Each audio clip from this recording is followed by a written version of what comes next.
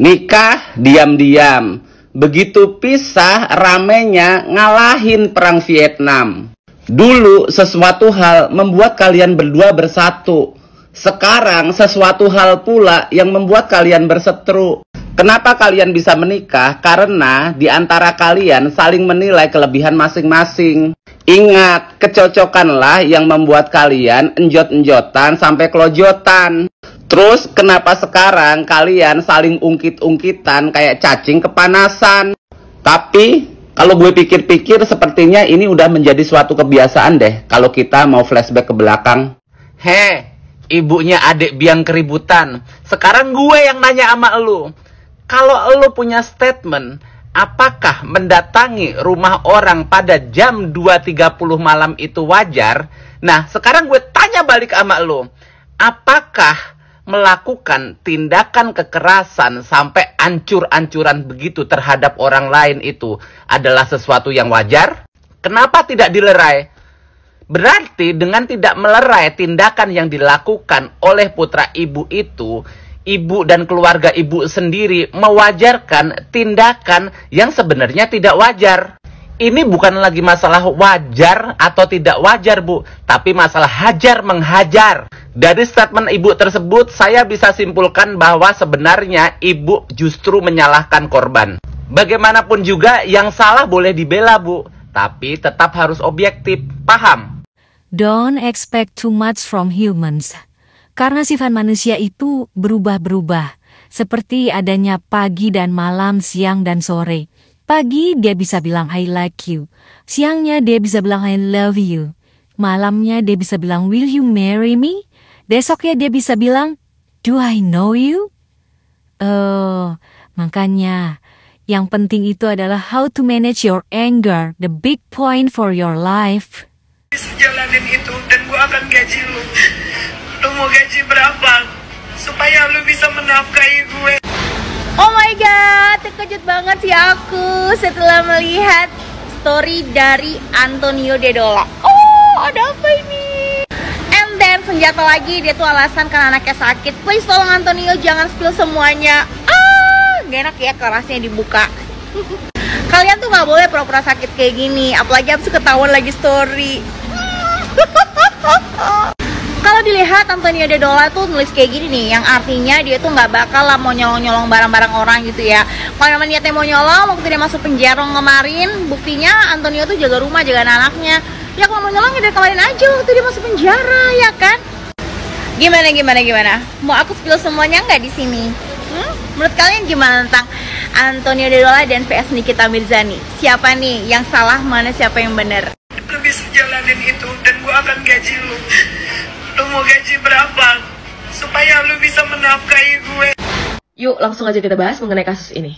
Jadi masalahnya kurang lebih suaminya itu kabur tiba-tiba dari rumahnya gitu kan. Terus membawa barang-barang yang dikasih sama Nikita Mirzani untuk suaminya. Jam 5 pagi kabur dari rumah. Habis itu yang dibawa sama dia adalah tas Gucci dan juga gelang Cartier. Itu sih yang di-mention gitu kan. Dan itu harganya mahal, Wak, mahal. Jadi Kaniki itu nangis-nangis di live-nya terus menceritakan semuanya masalahnya gitu kan. Dan dia juga ngasih tahu kalau misalnya ternyata si Bang Tony ini adalah cowok yang mau kondo gitu loh. Jadi dia tuh dilarang sama temen-temennya untuk gak sama si Bang Tony ini, tapi dia masih tetap lanjut.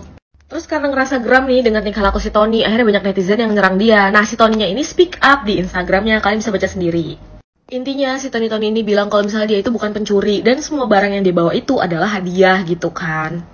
Nah intinya story-nya Bang Tony ini bilang kalau misalnya dia tuh gak numpang hidup dan semua yang dibilang sama si Nikita Mirzani terhadap dia itu tuh adalah suatu bullshit.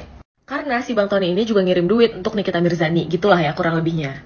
Terus gak cuman itu, si Bang Tony ini juga ngaku kalau misalnya dia itu mendapatkan perlakuan kasar dari Nikita Mirzani, dimana dia itu katanya dilempar sama gelas dan juga dilempar sama setrikaan.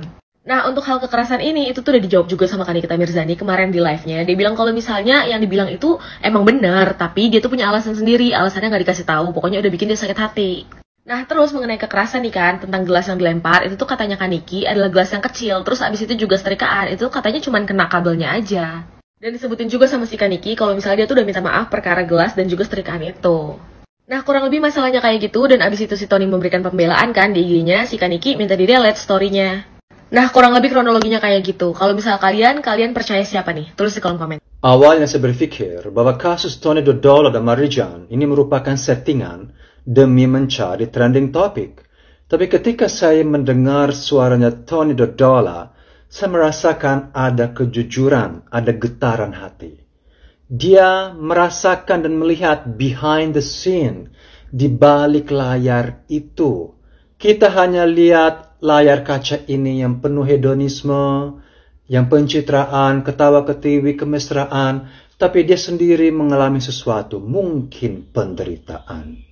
Saya bisa pastikan bahwa Tony Dodola adalah seseorang baik, anak bule Jerman yang baik, yang rata-rata orang bule Jerman itu punya harga diri yang tinggi. Dan tidak bisa dibeli oleh apapun, tidak bisa dipelihara oleh apapun. Buktinya dia rela meninggalkan semuanya karena ada sesuatu. Mungkin dia tidak kuat lagi. Karena kalau dia memang matre dan mau nebeng hidup sama perempuan Asya yang katanya artis tenar terkendal dan primadonna, pasti dia akan stick with it. Dia akan stick with it. Dia akan tetap di sini. Rela menderita demi uang. Tapi dia mencari ketenangan, damai sejahtera. Jadi kita berdoa yang terbaik bagi Tony Dodola. Dan kita berharap bahwa di Jerman mendapatkan kehidupan yang baru, mungkin jodoh yang baru, dan pasti Jerman sebagai negara yang mulia bisa merawat dia.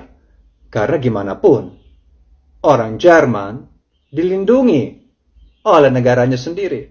Kalau di sini, maaf, di sini yaitu kita harus mungkin cari janda kaya, cari begono begini, begono. Susah. Oke? Sukses Tony Dodola. Dan mungkin di sana coba sharing sama Bunda Korla. Pasti Bunda Korla rela memberikan arahan dan memberikan kepada kamu healing, kesembuhan batin. Saya tahu betapa traumanya. Gue aja trauma. Dibilang bule kere gue. OMG Besti, jujur gue kayak kaget banget ngelihat story-nya Tony ya, Wak. Kalian boleh lihat ini sampai titik-titik banyak banget.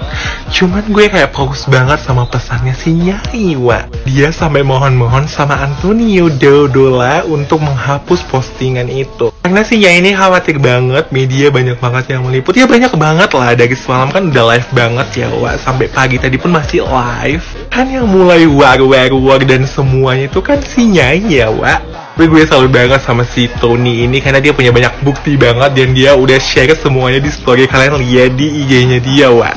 Jadi dari semalam itu live-nya tuh bener-bener kayak, kalau lo lihat dia itu kayak ngakak banget sih, Wak.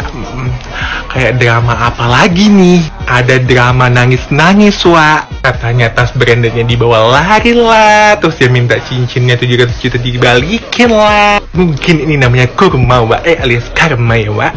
Pinter lu toh. OMG BSC ini ada apa sih, rame banget. Yang nonton live-nya pasti tahu banget. Terus gue inget ternyata kan namanya Tony tanggal 28 harusnya Hah, kok nangis sih? Kenapa sih, Wak? Ini ada apa? Drama apa lagi ini selesai? OMG BSC, mana bunda ya, Wak. Pemberitaan yang sangat berbahagia. Dulu dibanggakan, sekarang ditinggalkan. Emang benar nggak ada laki-laki yang bisa bertahan. Dan sound yang cocok buat ini adalah busuk hati kau, ya. Kuulangi lagi kata-kataku ini. Busuk hati kau, sirik hidup kau, dengki hidup kau. Gak suka nengok orang bahagia, gak suka nengok orang senang. Hitam hati kau, hitam. Kurma itu nyata ya, karma itu nyata ya, say. Dan karma itu nggak pernah salah alamat.